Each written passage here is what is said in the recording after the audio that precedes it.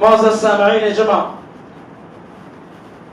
انسانوں کی رشد و ہدایت کے لیے اللہ رب العالمین نے مختلف وقتوں پر، مختلف اوقات میں، مختلف قوموں میں اللہ رب العالمین نے الگ الگ انبیاء و رسول کو مبعوث فرمایا ہے۔ قرآن کریم میں اللہ رب العالمین نے کئی نبیوں کا تذکرہ کیا ہے۔ انسانوں کی ہدایت کے لیے یہ تمام انبیاء و رسول اس دار فانی کے اندر، اس دنیا کے اندر آئے، اور اللہ رب العالمین نے انہیں جو فریضہ انجام دینے کے لیے کہا تھا انہیں بخوبی انجام دیا، اور پھر اس دار فانی سے وہ کوچ کر گئی۔ اللہ رب العالمین نے قرآن مجید میں تقریباً 25 انبیاء کرام علیہم السلام کی زندگیوں کو مختلف مقامات پر تفصیلی طور پر بیان کیا ہے۔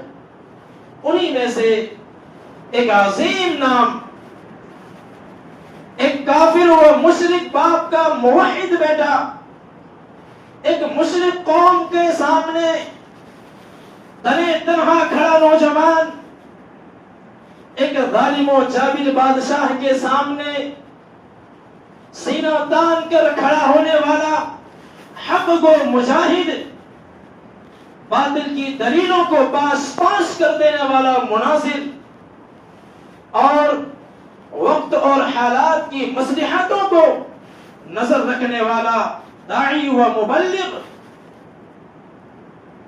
ایک امام، ایک قانت، ایک صابر، ایک فرما بردار بندہ، صرف اپنی اولاد کے لیے نہیں بلکہ آنے والی مستقبل کے لیے ایک فکر مند باپ، ایک صابر، ایک شاکر، اللہ رب العالمین کے حکموں کے سامنے بلا چوں چرا کے اپنے سر کو سر تسلیم خم کر دینے والا ایک اللہ رب العالمین کا فرما بردار بندہ، ایک امام، ایک امت، امام الموحدین سیدنا ابراہیم علیہ السلام کی زندگی کے بارے میں آج ہم کچھ جانیں گے، آج ہم کچھ سیکھنے اور سکھانے کی کوشش کریں گے۔ اللہ رب العالمین سے میں دعا گو ہوں کہ رب کریم مجھے حق بات کہنے، موضوع کا حق ادا کرنے، اور ہم تمام لوگوں کو سیرت ابراہیم کو اپنی زندگی میں لاگو کرنے کی توفیق دے، آمین۔ محترم سامعین کرام، ابراہیم علیہ السلام صرف ایک فرد نہیں تھے، اللہ رب العالمین نے تنہا تنہا اکیلے ابراہیم علیہ السلام کو امت کہا ہے۔ آئیے دیکھتے ہیں کہ سیرت ابراہیم ہمیں کیا درس دیتی ہے۔ سب سے پہلے نمبر پر ابراہیم علیہ السلام کی زندگی ہمیں توحید کا درس دیتی ہے۔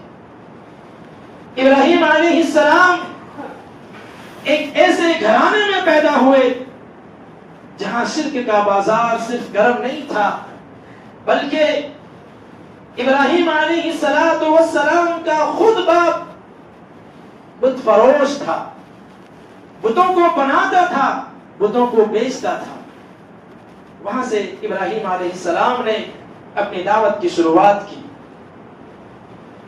اور سب سے پہلے توحید کی دعوت کو، توحید کی دعوت سے اپنے مشن کو آگے بڑھایا۔ اور یہ توحید جو ہے یہ تمام انبیاء و رسول کا پہلا مشن رہا ہے۔ اللہ رب العالمین نے اس دنیا کے اندر جتنے بھی انبیاء و رسول کو مبعوث فرمایا، سب کی دعوت کا مقصد، سب کی دعوت کی شروعات توحید سے ہوئی۔ اللہ رب العالمین نے قرآن مجید میں فرمایا وَلَقَدْ بَعَثْنَا فِي كُلِّ أُمَّةٍ رَسُولًا أَنِ اعْبُدُوا اللَّهَ وَاجْتَنِبُوا الطَّاغُوتَ، کہ ہم نے ہر امت میں ایک رسول کو بھیجا ہے۔ کس لیے بھیجا ہے؟ أَنِ اعْبُدُوا اللَّهَ، اللہ کی عبادت کرنے کے لیے، وَاجْتَنِبُوا الطَّاغُوتَ، اور طاغوت کی بندگی سے بچنے کے لیے۔ طاغوت کہتے ہیں کل ما عبد من دون اللہ، اللہ رب العالمین کے علاوہ ہر وہ چیز جس کی عبادت کی جائے وہ طاغوت ہے۔ ابراہیم علیہ السلام نے اپنی دعوت کی شروعات کی، دعوت کی ابتدا کی اپنے باپ سے۔ ذرا انداز دیکھیے، باپ سامنے ہے، کافر ہے، بتوں کو بناتا ہے، بتوں کا بزنس مین ہے، بتوں کو فروش کرتا ہے، بتوں کی عبادت کرتا ہے، لیکن ابراہیم علیہ السلام کا ذرا انداز دیکھیے۔ ابراہیم علیہ السلام نے بڑے ہی نرم لہجے میں کہا، یا ابتی، اے میرے ابو جان، اے میرے ابا جان۔ یہاں سے ہمیں یہ سبق ملتا ہے کہ ہمارے سامنے چاہے ہمارا باپ، چاہے ہمارے والد کتنے ہی بڑے گنہگار ہوں، کتنے ہی بڑے گناہ میں وہ ملوث ہو، ایک بیٹے کا فرض بنتا ہے کہ اگر بیٹا انہیں دعوت دے رہا ہے، بیٹا ان کی اصلاح کر رہا ہے، تو نرمی کو اپنائے، اور نرمی کو اپناتے ہوئے ابو جان کہے، اے میرے ابا جان، آپ ان بتوں کی عبادت کیوں کرتے ہیں جو نہ تو سن سکتے ہیں، نہ تو بول سکتے ہیں، اور نہ ہی آپ کو کچھ فائدہ پہنچا سکتے ہیں؟ اے میرے ابا جان، آپ ان بتوں کی عبادت کیوں کرتے ہیں؟ اے میرے ابا جان، اللہ رب العالمین نے مجھے وہ علم دیا ہے جو آپ کے پاس نہیں ہے۔ ابراہیم علیہ السلام سے بڑے تھے ابراہیم علیہ السلام کے والد صاحب، تجربے میں بڑے تھے، عمر میں بڑے تھے، ہر چیز ان کے پاس تھی، لیکن علم وہ چیز ہے جو انسان کے مرتبے کو بلند کرتا ہے، علم انسان کو عزت بخشتا ہے، علم انسان کی زندگی کو خوبصورت بناتا ہے، کردار کو سنوارتا ہے۔ ذرا دیکھیں، ابراہیم علیہ السلام کے باپ کے پاس تجربہ ہے، انوبھو ہے، ایکسپیرینس ہے، لیکن ابراہیم علیہ السلام نے نرم لہجے میں کیا کہا کہ ہو سکتا ہے آپ مجھ سے بڑے ہوں، لیکن علم کے معاملے میں آپ کو میری اتباع کرنی ہوگی، میں آپ کو سیدھے راستے کی طرف لے آؤں گا۔ اے میرے ابا جان، آپ ان شیطانوں کی پرستش مت کیجیے۔ دنیا میں کوئی بھی قوم ایسی نہیں ہے جو شیطانوں کی پرستش کرتی ہو، لیکن پھر بھی ابراہیم علیہ السلام نے کہا کہ آپ ان شیطانوں کی پرستش مت کیجیے۔ معلوم ہوا کہ اللہ کے علاوہ جس کی بھی عبادت کی جائے، در حقیقت وہ شیطان کی عبادت کرتا ہے۔ اللہ کے علاوہ شیطان کا تو مقصد ہی یہی ہے کہ لوگوں کو اللہ سے دور کر دیا جائے، پھر چاہے وہ کسی بھی چیز کی عبادت کرے، چاہے بت کی عبادت کرے، چاہے فرشتوں کی عبادت کرے، چاہے وہ سورج چاند ستارے کسی بھی چیز کی عبادت کرے، پھر وہ اللہ سے دور ہو گیا تو شیطان کامیاب ہو گیا۔ کہیں ایسا نہ ہو ابراہیم علیہ السلام کہہ رہے ہیں کہ آپ کو موت آ جائے، رب العالمین کا عذاب آپ کو پکڑ لے اور آپ شیطان کے ساتھی بن جائیں۔ اے میرے ابا جان، میں اس بات سے ڈر رہا ہوں کہ اللہ رب العالمین کا عذاب کہیں آپ کو نہ پکڑ لے۔ باپ کافر ہے، مشرک ہے، لیکن ابراہیم علیہ السلام پیار بھرے انداز میں، لہجے میں، نرمی کے ساتھ ان کی فکر کر رہے ہیں، انہیں جنت کی طرف لانے کی کوشش کر رہے ہیں اور انہیں جہنم سے بچانے کی کوشش کر رہے ہیں۔ اتنے نرم لہجے کے بعد، اتنے خوش اسلوبی کے بعد، ذرا باپ کا انداز دیکھیے، کیا کہا کہ خبردار، کیا تم میرے معبودوں سے بے رغبتی اختیار کر رہے ہو، اس سے روگردانی کر رہے ہو، منہ پھیر رہے ہو؟ اگر تم نہیں سدھرے، اگر تمہارا یہی حال رہا تو ہم پتھروں سے مار کر تجھے ہلاک کر دیں گے، تجھے سنسار کر دیں گے اور تو ہم سے دور ہو جائے۔ بیٹے کا لہجہ کتنا نرم ہے، لیکن باپ کا لہجہ دیکھیے، باپ دھمکا کے کہہ رہے ہیں، ڈرا کے کہہ رہے ہیں کہ اگر تم باز نہیں آئے توحید سے تو ہم تجھے مار کے ہلاک کر دیں گے، ہم تجھے سنسار کر دیں گے۔ پھر اس کے بعد کوئی دنیا کا عام انسان ہوتا، کوئی بیٹا ہوتا، غصہ ہو جاتا کہ میں اس نے نرم آواز میں، نرم انداز میں دعوت دے رہا ہوں اور یہ ہمیں ڈانٹ رہا ہے، مارنے کی بات کر رہا ہے، گھر سے نکالنے کی بات کر رہا ہے، سوسائٹی سے بھگانے کی بات کر رہا ہے۔ ابراہیم علیہ السلام نے پھر سے وہی لہجہ اپنایا جو پہلے اپنایا تھا۔ قال سلام علیک، آپ پر سلامتی ہو، اے میرے ابا جان، آپ پر سلامتی ہو، میں آپ کی مغفرت کے لیے اللہ سے دعا کروں گا، اللہ میرا بہت بڑا مہربان ہے، اللہ رب العالمین مجھ پہ بہت مہربان ہے۔ محترم سامعین کرام، ابراہیم علیہ السلام کی زندگی سے سب سے پہلا درس جو ہمیں ملتا ہے وہ یہ کہ ہمیں دعوت کی شروعات اپنے گھر سے کرنی چاہیے، اپنے باپ سے کرنی چاہیے، اپنے بیٹے سے کرنی چاہیے، اپنے گھر سے کرنی چاہیے۔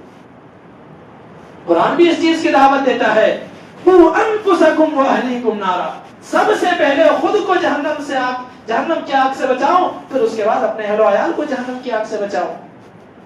اللہ کے رسول نے بھی ہمیں اس چیز کی دعوت دی ہے، لہذا ابراہیم علیہ السلام کی زندگی سے سب سے پہلا سبق ہمیں جو ملتا ہے وہ یہ کہ ہمیں دعوت کی شروعات اپنے گھر سے کرنی ہے، اور ہمارے سامنے کتنا ہی بڑا کافر ہو، کتنا ہی بڑا گنہگار ہو، لیکن ہمیں نفرت ان کے گناہ سے کرنی ہے، گنہگار سے نہیں کرنی ہے۔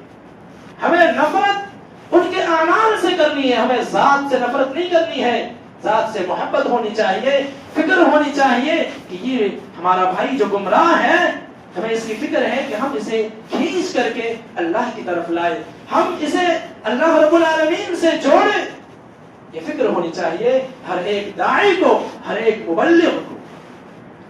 ابراہیم علیہ السلام آگے بڑھتے ہیں، اپنے باپ کو دعوت دینے کے بعد اپنی قوم کی طرف جاتے ہیں۔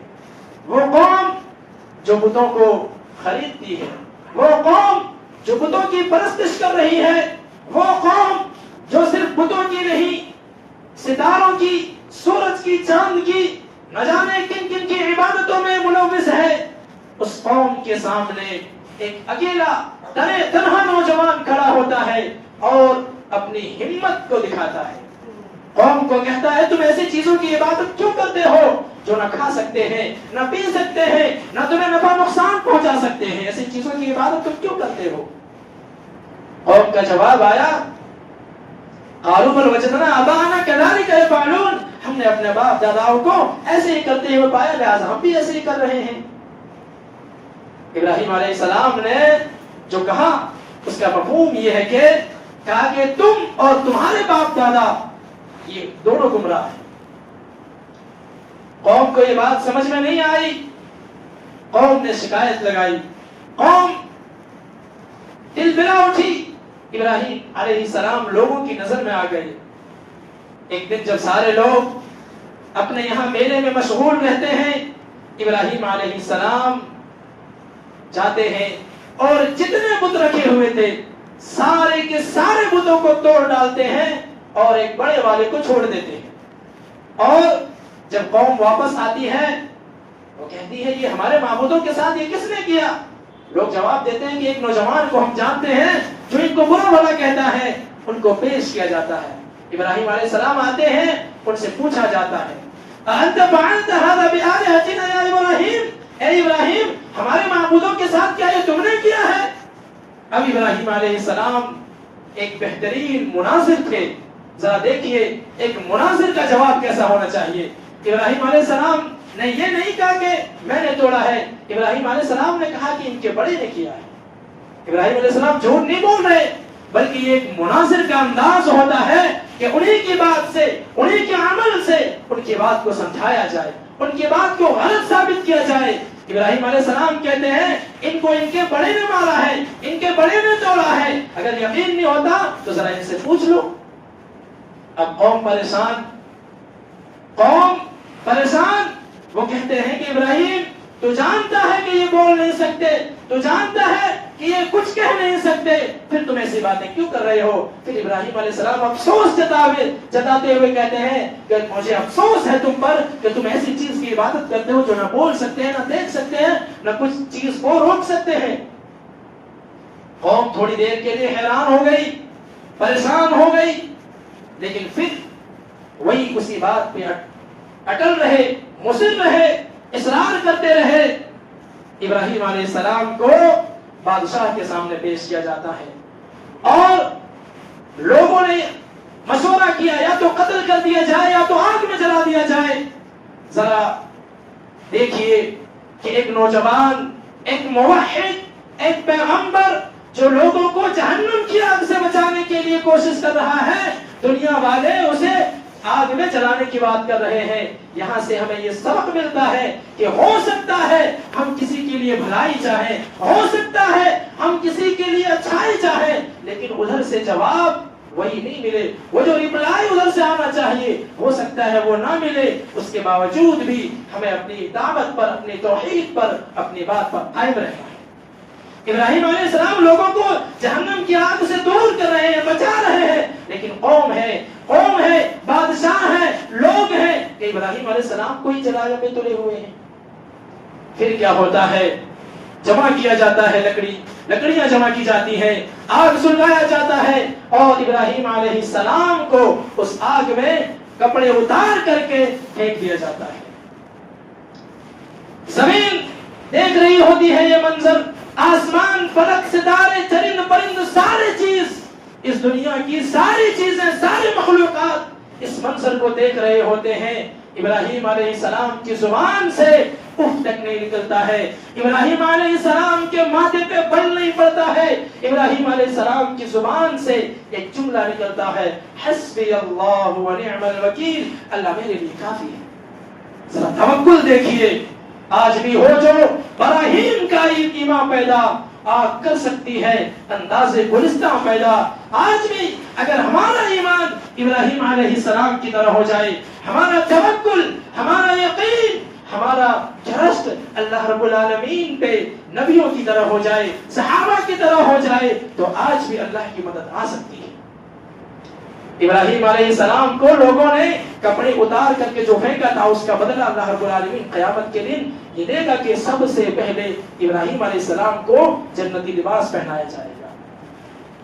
اللہ رب العالمین حکم دیتا ہے کہ اے آگ, تمہارا کام جلانا تھا لیکن آج تو نہیں جلائے گی.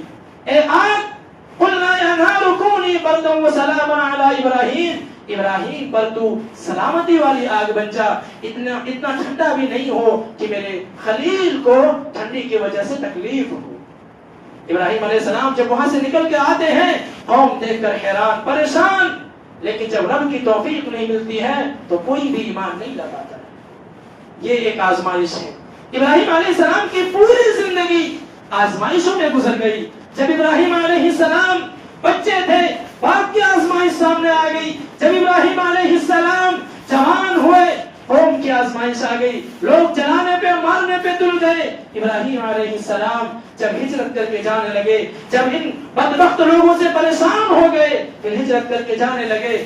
راستے میں مصر کے تقریباً آس پاس ایک بادشاہ رہتا تھا. ان کی نظر پڑ گئی کہ وہ جب بھی وہاں سے کوئی گزرتا تھا, کوئی خوبصورت خاتون ہوتی, ان کو اپنے شکنجے میں لے لیتا اور پھر اس کے خاوند کو, شوہر کو وہ مار دیتا. ابراہیم علیہ السلام بھی اس چیز کا شکار ہو گئے. جب بادشاہ نے سارہ علیہ السلام کو ہاتھ لگانے کی کوشش کی, سل ہو گیا, رک گیا, جم گیا. پھر جب یہ معاملہ دوبارہ ہوتا رہا, پھر اس کے بعد ابراہیم علیہ السلام وہاں نماز میں مشغول ہو گئے. یہاں سے بھی ہمیں یہ سبق ملتا ہے کہ جب ہماری زندگی میں پریشانی آئے, آزمائشیں آئے, تکلیفیں آئے, مصائب و آلام میں ہم مبتلا ہوں, تو ہم نماز میں مشغول ہو جائیں. پیارے رسول کی زندگی بھی اسی طرح تھی. جب کوئی معاملہ آتا, جب کوئی پریشانی آتی, آپ صلی اللہ علیہ وسلم نماز میں مشغول ہو جایا کرتے تھے. ابراہیم علیہ السلام جب باپ بنے, ابراہیم علیہ السلام جب شوہر بنے, تو بیوی کو, بچے کو بے آب و گیاہ جگہ پر لے جانے کا حکم دے دیا گیا. ابراہیم علیہ السلام نے بلا چوں چرا کے لے جا کے چھوڑ دیا. اور پھر وہاں پہ اس خاتون کا, حجر علیہ السلام کا جواب کیا آتا ہے کہ ہمیں یہاں چھوڑ کے جا رہے ہو, کیا اللہ رب العالمین کا یہ حکم ہے؟ ابراہیم علیہ السلام ہاں میں سر ہلاتے ہیں اور چلے جاتے ہیں. حاجر کہتی جاؤ, ہمیں آپ کی ضرورت نہیں, جس اللہ کا یہ حکم ہے وہ اللہ ہمیں ضائع نہیں کرے گا. پھر وہیں سے زمزم کی شروعات ہوئی, وہیں سے صفا مروہ کی شروعات ہوئی. اللہ رب العالمین کو اس خاتون کا عمل اتنا پسند آیا کہ تمام حجاج کرام کے لیے مشروع قرار دیا, رکن قرار دیا کہ وہ جو نہیں کرے گا اس کا حج مکمل نہیں ہوگا. ابراہیم علیہ السلام جب باپ بنے تو بیٹے کی آزمائش آ گئی. ابراہیم علیہ السلام کو خواب میں دکھایا جاتا ہے کہ اپنے بیٹے کی قربانی دو. ابراہیم علیہ السلام اپنے بیٹے سے مشورہ کرتے ہیں, کہ اے میرے بیٹے میں نے خواب میں دیکھا ہے کہ میں تمہیں ذبح کر رہا ہوں، تمہارا کیا خیال ہے؟ یہاں سے ہمیں یہ سبق ملتا ہے ایک باپ کو اپنے بیٹے سے مشورہ کرنا چاہیے، کسی بھی کوئی بھی معاملہ ہو اپنے بیٹے سے پوچھنا چاہیے۔ حالات ایسے ہیں دنیا میں کہ بیٹے سے مشورہ نہیں کیا جاتا، گرچہ معاملہ بیٹے ہی سے متعلق ہو۔ کئی جگہ ایسی ہیں جہاں بیٹی کی شادی لگ رہی ہے، سارے لوگوں نے جا کے لڑکی کو دیکھ لیا، بیٹے نے نہیں دیکھا، بیٹے سے نہیں پوچھا جا رہا ہے۔ لہذا ابراہیم علیہ السلام کی زندگی سے ہمیں یہ سبق مل رہا ہے کہ ہمیں اپنے بیٹے سے مشورہ کرنا چاہیے۔ اس کے بعد ابراہیم علیہ السلام کا بیٹا اسماعیل علیہ السلام، اسماعیل ذبیح اللہ کا جواب آتا ہے کہ آپ وہ کام کر جائیے جس کا حکم اللہ رب العالمین کی طرف سے آپ کو ملا ہے، آپ مجھے صابرین میں سے پائیں گے۔ شاعر کہتا ہے کہ یہ فیضان نظر تھا یا مکتب کی کرامت تھی، کس نے سکھائے تھے اسماعیل کو آداب فرزندی۔ اسماعیل علیہ السلام کم سنی میں ایسی گفتگو کر رہے ہیں اپنے والد صاحب سے۔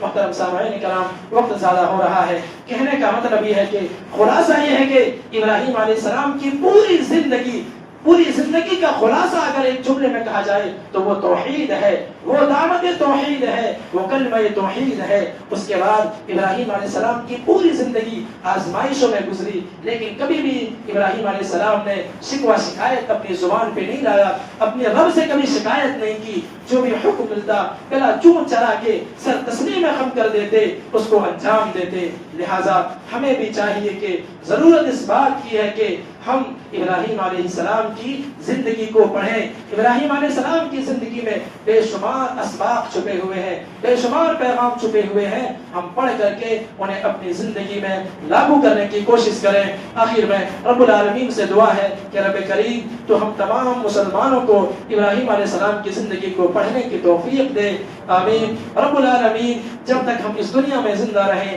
کلمہ توحید کے ساتھ زندہ رہیں، اور جب ہمارا خاتمہ ہو تو کلمہ توحید کے ساتھ ہمارا خاتمہ ہو، آمین۔ تقبل یا رب العالمین۔